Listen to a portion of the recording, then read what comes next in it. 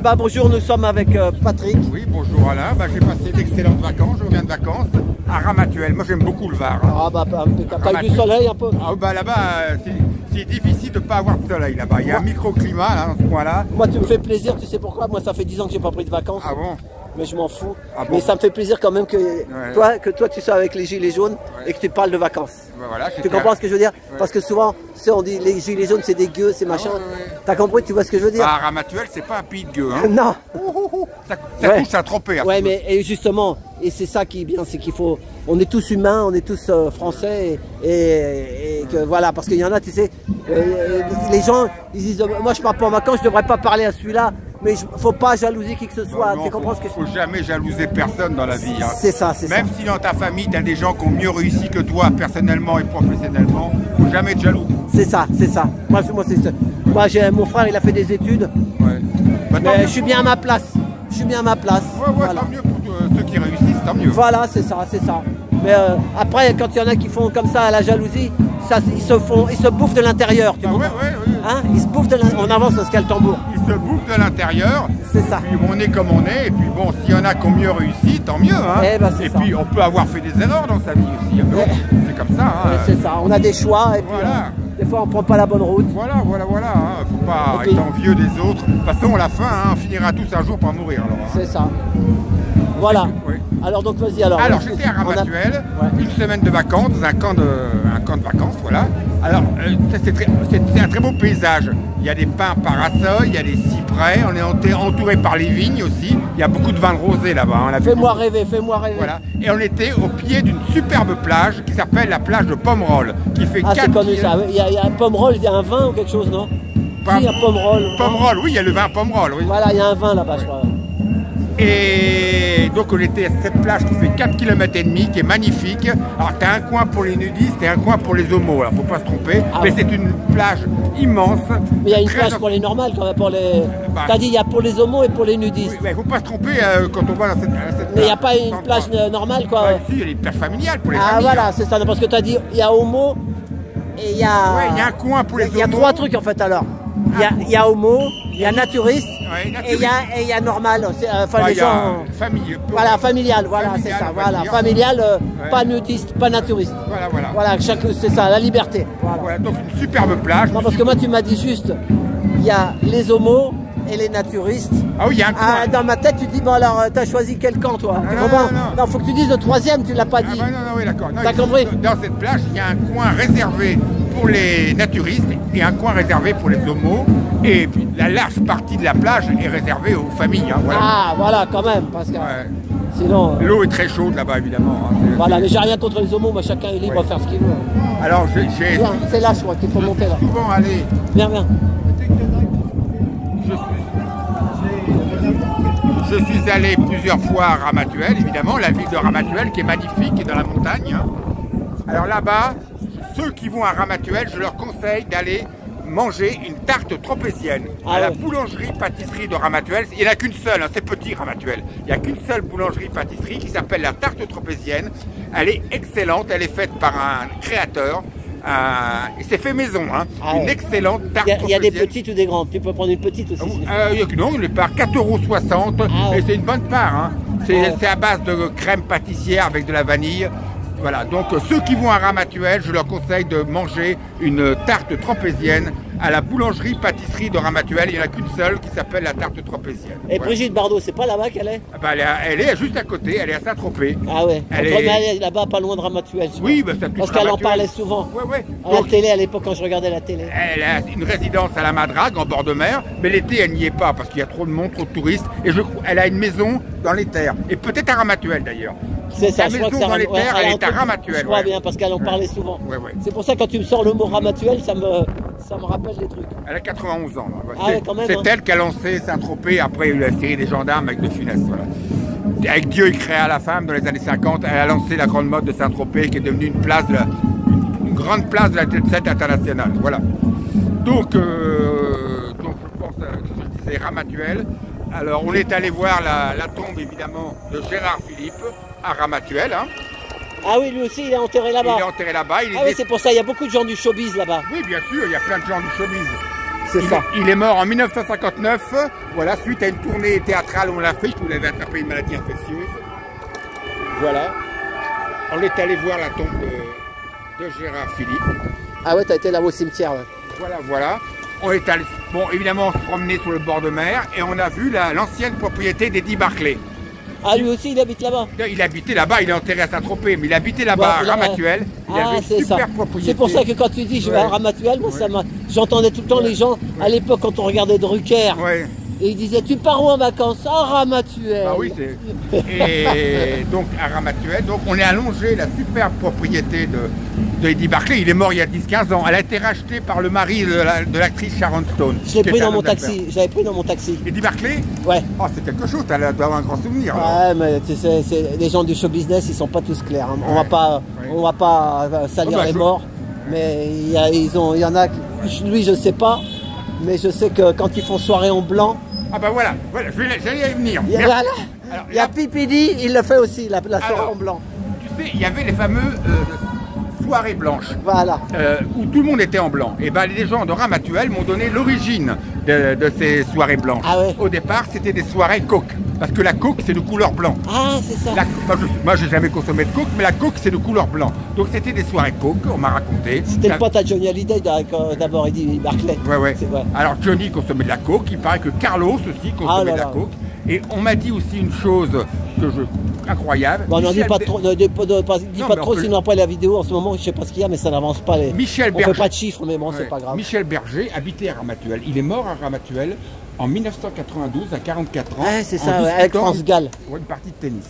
Alors, moi, ce qu'on m'a dit, vrai ou faux, que Michel Berger était drogué. On m'a dit ça. Ah ouais.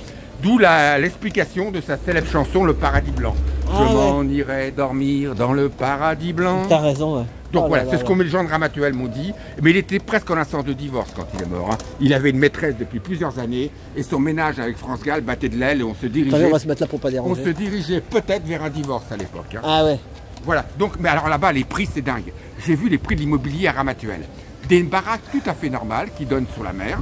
Alors, une surface tout à fait normale, surface habitable 150 mètres carrés, un terrain de 200-300 mètres carrés, pas des grands terrains, des baraques tout à fait normales qui sont vendues entre 2,5 millions et 3 millions d'euros. On n'est pas sur la même planète. À Ramatuelle, il y a l'agence immobilière de Ramatuelle, il n'y a pas de photo des maisons, hein, par discrétion, mais alors, les prix, c'est complètement délirant. Et là-bas, puisqu'on voit des bagnoles, là-bas, tu vois plein de Ferrari, de Lamborghini.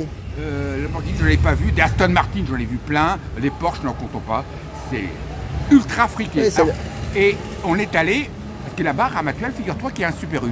Alors, un Super U, généralement, c'est une grande surface populaire. Hein. Ben, là-bas, pas du tout. Il y a un coin qui est réservé au vin, dans une armoire fermée à clé, avec réglée à une température bien particulière. Tu as des grands crus, des Bordeaux, des Bourgognes, 300-400 euros. Mais le pire, c'est qu'ils vendent des châteaux Pétrus Pomerol à 4 990 euros. Dans le supermarché. J'ai la photo sur mon portable et les gens peuvent aller vérifier, je ne suis pas un menteur. Il y a des châteaux Pétrus Pomerol à 4 990 euros. L'armoire est fermée à clé. À mon avis, c'est le directeur qui doit avoir la clé. Pourquoi l'ont-ils pas arrondi à 5 000 euros, hein, voilà. Voilà, donc c'est ultra chic et voilà. C'est ultra chic, ultra friqué. On voit dans la mer plein de yachts qui viennent de Saint-Tropez, enfin voilà. J'ai passé une bonne semaine de vacances et après c'est retour vers la réalité, voilà. C'est ça. Bah, ce que tu dis là, c'est pour ça que moi je t'aime bien, parce que tu vois, tu vas là-bas, tu nous ramènes tes souvenirs, mais on voit que tu es avec nous. Parce que si tu faisais vraiment partie de la haute bourgeoisie ou tout ça, bah, le mec il dit rien. Tu comprends ce que je veux dire? Ils mangent, ils boivent, ils achètent leur bagnole et ils sont cachés. Comme ils disent, pour être heureux, vivons cachés. Mais moi je vais finir, et je regarde, après tu pourras continuer à parler. Hein. J'ai vu un truc hier, c'est Bunker Sauvage, en Bretagne. Vous allez voir sur la photo de sa vidéo, il est avec 3 ânes, sa femme et son bébé, et un chien. Il est parti en Bretagne, il voyage en Bretagne depuis un mois sous la pluie, tout ça. Bon. Et lui d'ailleurs, il était gilet jaune avant à Toulouse. Et ben, les sculptures, elles font 7 mètres de haut, en pierre. Elles sont enterrées, je crois, 3 mètres ou 4 mètres dans la terre. C'est gratuit. Et en fait, le sculpteur, il parle de son travail avec Céleste. Il s'appelle Céleste Grant. Et sa femme, elle s'appelle... je sais plus. Mais on entendait parler le sculpteur, et donc il disait combien ça coûte une sculpture. Alors il dit au départ, quand on a ouvert ça, c'est les mécènes, tu vois. Et les mécènes, elle dit la sculpture, elle était dans les 10 000 €. Mais avec le temps qui passe maintenant, il faut qu'ils investissent la pierre quand elle arrive brute, 15 tonnes. T'imagines la grue qu'il faut? En fait, c'est tout un... Mais c'est magnifique. Et les artistes, ils sont comme toi. Tu sais pourquoi je sais que c'est des vrais artistes? Parce qu'ils disent, eux, le maire, il voulait faire payer pour qu'on rentre là-dedans pour voir les trucs. Il dit non, nous, on veut pas que ça soit payant. Il faut que ça soit gratuit, jour et nuit. Des super sculptures. Et le gars, qu'est-ce qu'il dit? Il dit la vérité. Il dit, moi, j'ai rencontré mon mécène. Le mec, il avait 7 femmes, il a demandé de... Il a eu 7 femmes, il a fait faire 7 sculptures. 7 femmes. Voilà. Mais c'est leur choix, moi. Oui, bah oui, pour tout. Mais moi, ce qui me plaît, c'est l'artiste, c'est un vrai artiste qui se cache pas. Parce que si tu fermes ta tronche, ça veut dire que le gars, il mange trop là-dedans et qu'il veut surtout pas que ça s'arrête, tu vois. Alors que le gars, non, il continue son taf. Et il s'allie. Au contraire, il a dit que les mécènes, c'est bien, au moins ils aident du peuple. Tu vois, je préfère ça que un gars qui fait des tableaux tout blancs. Tu vois ce que je veux dire, au rouge ou noir. Tu vois, c'est des vrais artistes. Allez voir Bunker Sauvage, la vidéo d'hier. Donc on est le 13, c'est du 12. Vous allez voir, il y a des grandes sculptures. Ça dure 1 heure, mais Valérie, on n'a pas vu leur passer. Et en plus, Céleste Grant, il a fait les Beaux-Arts, donc il sait de quoi il parle, mais il est avec nous. Et c'est ça qu'il faut, c'est le monde comme toi, comme moi, qui disons la vérité, tu vois ce que je veux dire? Mais si on fait comme dans le pays là-bas, t'as vu où ça brûlait là, ils se sont... Au Népal? Au Népal, voilà. Ils ont tout fermé les réseaux. Il a fermé tous les réseaux, bah, les mecs ils les ont fait courir à poil dans la rivière. T'as pas vu les images, non? Un truc de fou. Donc il faut donner un peu de liberté au peuple, voilà. Et sinon, bah, si tu caches tout, tu caches tout. Et comme tu dis, pourquoi il y a de plus en plus de Ferrari? Parce que de plus en plus, les gros, ils s'enrichissent. Bah oui, les hyper riches, bien sûr. Et les petits, bah, de plus en plus, on n'arrive pas à joindre les deux bouts. Alors à partir de là, on va me dire, oui, mais toi, si tu es à leur place, bah, j'ai pas envie d'être à leur place. Voilà, je suis bien à la mienne. Voilà.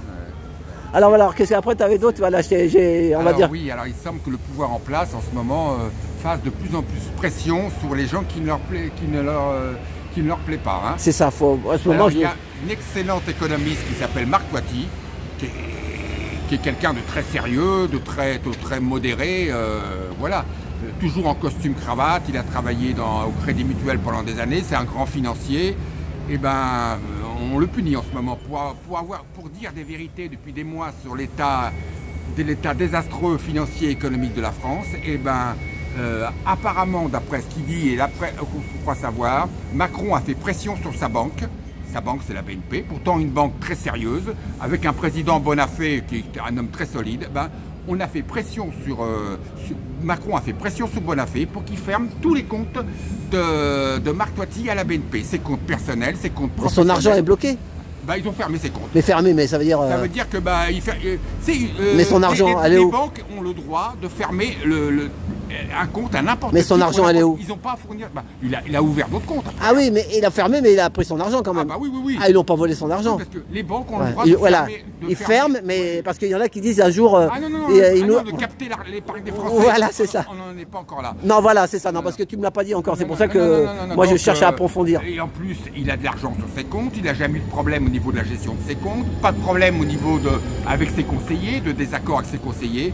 Et ben, d'après ce qu'on croit savoir, Macron a téléphoné à Bonafé, le patron de la BNP, qui est un gars très solide. C'est lui qui le dit, il le dit. Il le laisse entendre. Ah ouais. Il le laisse entendre dans plusieurs interviews pour qu'on clôture tous ses comptes. Hein? Donc il a été obligé, lui et ses enfants, de rouvrir des comptes dans d'autres banques parce que ce qu'il dit ne plaît pas à Macron. Même sa famille aussi. Hein? Et ses enfants. Alors quel argument a utilisé Macron avec Bonafé? Est-ce qu'il a menacé de mettre son nez dans les paradis offshore de la BNP? Je ne sais pas. Ah ouais, c'est ça. Ah bah oui, ils ont des moyens de pression. C'est ça, quand tu t'attaques à des gros, il y a des journalistes qui ont voulu s'attaquer sur les trucs de l'armement et tout. Il faut faire gaffe. Hein. Moi aussi, faut parler, mais... Il y a un autre polémiste, Pierre Jovanovic. Alors lui, bon, parfois je le suis, parfois je ne le suis pas. Il a écrit un livre en ce moment sur les raisons de la crise financière de 2008. C'est pareil, ce qu'il disait ne plaisait pas à l'entourage de Macron. Et ben ils ont diligenté quelque chose de très bizarre il y a environ 3-4 mois, soi-disant parce la police avait reçu des informations qu'il était dépressif, qu'il allait suicider.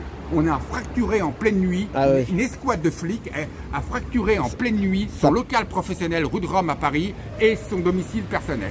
alors qu'il n'était pas du tout dépressif. Mais c'est des menaces, des pressions. Ça vient de Macron, l'entourage de Macron. Hein. Voilà où on en est aujourd'hui. Hein. C'est pour ça que je dis que malgré les difficultés politiques de la France, on le voit bien avec la Chambre qui est plus près d'être ingouvernable que gouvernable, comme je dis depuis qu'elle a été dissoute, malgré les difficultés économiques et financières de la France, je pense que maintenant, notre problème, c'est Macron quand même. Hein. Il est malsain, il est démoniaque ce type-là. Depuis qu'il est président, il y a des merdes qui nous arrivent. Il veut nous engager dans une guerre en Ukraine où on n'a aucun intérêt. On n'a aucun intérêt à s'attaquer à la Russie. Aucun intérêt. Ils ont du gaz, ils ont du pétrole. Nous, on n'a rien. Ils ont toutes les matières premières. On n'a rien. En plus, c'est une énorme puissance militaire et nucléaire. On n'a aucun intérêt à s'attaquer à la Russie. Donc, il veut ces millions de morts, Macron. Hein. Voilà. Il y a Elena, elle a fait son panneau là. Ouais. Elena, tu connais Elena, ouais. Eh ben, elle a dit que c'est le 7e Premier ministre qu'on a depuis qu'il est là. Pas de changer. Ouais, 7e. Tu savais que c'était le 7e? Non, j'ai arrêté de compter. Hein. Mais, oui, puis il va en avoir un autre bientôt, j'en sais rien. Hein. Ouais, c'est ça. Mais on est dans une opération de destruction. C'est comme dit Trump, Macron transforme en merde tout ce qui touche. Il a raison, Trump. Il est démoniaque ce garçon. Ça devient maintenant notre seul problème. Malgré les difficultés politiques et économiques et financières de la France, Macron devient maintenant notre problème, le problème de la France. Ah ben il y en a, ils ont la rage, il y en a, ils sont prêts. Moi je vois même sur TikTok, il y en a, ils font des trucs que moi je ne le ferais pas. Hein. Non, mais attends. T'as des gars, il y a des gars, tu sais ce qu'ils font, ils disent, ils montrent leur visage et ils cachent, tu sais, les radars là. Ouais. Mais tu risques, viens, avance. De faire ça, tu le fasses en scred, bon, c'est son droit. Mais le mec, il montre sa tête, bah tu sais que il peut aller ensuite. L'intérêt, on a à s'attaquer à la Russie. On peut pas, c'est une guerre qu'on ne peut pas gagner de toute façon, vu l'état de l'armée française. C'est une guerre qu'on ne peut pas gagner. En plus, pour défendre un pays, l'Ukraine qui est réputée. Ouais, mais c'est pour faire peur. C'est pour faire peur. Je préfère pas en dire. Mais ouais, mais c'est pour faire peur. C'est pour faire peur. Ils veulent faire peur aux gens. Oui, je pense qu'ils veulent. Moi, j'ai jamais cru en la guerre. Voilà. Je n'y ai jamais cru. Non, mais c'est vu pour faire l'état peur. de l'armée française et vu ce que représente la Russie au niveau militaire, je n'y ai jamais cru. Ouais, mais c'est pour les médias, les merdias, tout ça. Ouais. Je l'ai déjà dit, la télé, la télé, c'est nocif. Hein. C'est pour hypnotiser les gens. Ouais. Ça les hypnotise. Oui, c'est comme ça, ils restent tranquilles. Ouais. C'est ça. Non, mais moi, j'ai jamais cru en cette guerre. Et de temps en temps, là, on est sorti le 10. Ouais. Qu'est-ce que tu penses du 10 ça? T'as vu la manif le 10? Bah, c'était la manif, il y avait la grosse manif là. Oui. Et là maintenant il va y avoir le 18. Oui, une grosse manif syndicale. Voilà. Bah, de toute façon, on n'a pas le choix. Hein. On n'a pas le choix, il faut bouger pour défendre nos droits, sinon on va se faire dépouiller. Hein. Ouais, mais bon, comme ils disent, c'est contrôlé, c'est contrôlé. Oui, c'est difficile, c'est contrôlé. On a des syndicats qui sont financés par des fonds publics, bien sûr, comme la presse d'ailleurs qui est financée par des fonds publics, comme le spectacle français, le cinéma français qui est financé par des fonds publics. On le sait bien tout ça. Mais il faut quand même bouger pour défendre nos droits. Hein. Même si c'est pas facile, parce qu'on va se faire dépouiller, les classes moyennes vont souffrir. Hein. Les classes moyennes vont souffrir. En France comme dans le monde entier d'ailleurs. Vont souffrir si on bouge pas. Ouais, c'est ça. Eh bah ouais, voilà. La conclusion c'est 4 000 € la bouteille de... T'as dit de quoi? 4 000, j'ai la photo sur mon portable. Ouais, je suis pas menteur, 4 990 €. À 4 900, ça fait 5 000 quoi. Ouais, je sais pas pourquoi ils ont pas arrondi à 5 000 €, à 10 € près. C'est pour... mais c'était quoi comme vin? C'est du vin? C'était quoi? Château Pétrus. Ah ouais, Château Pétrus, c'est du Pomerol. Elle était derrière une vitrine ou... Ah bah oui, c'était derrière une vitrine avec des vins... Des sécurités. Ah bah oui. Ah voilà, c'est ça. Voilà, bon, voilà. Non, bah vas-y. Bon, moi, on a fini, bah maintenant vas-y. Maintenant, c'est toi qui prends le relais. Ouais. Voilà, Bouchard. Pourquoi tu prends pas le relais? Ouais, moi je te donne. Voilà, il va te dire la même chose. Si, il va te parler de ses vacances, c'est intéressant. Hein. Ses vacances, ouais, j'imagine. Voilà, il va te dire combien c'est les bouteilles de vin là-bas. Combien la bouteille? Ah ouais. 4 900. Non, moi je voulais que tu me parles de la France qui souffre. Ah bah il a depuis tout à l'heure, il parle que de ça. C'est pas la France. Ouais, mais... Bon bah merci Patrick. Voilà, Patrick. Vas-y, merci. Voilà, allez, on va reprendre la manif. Voilà. On en apprend avec Patrick. À tout bientôt.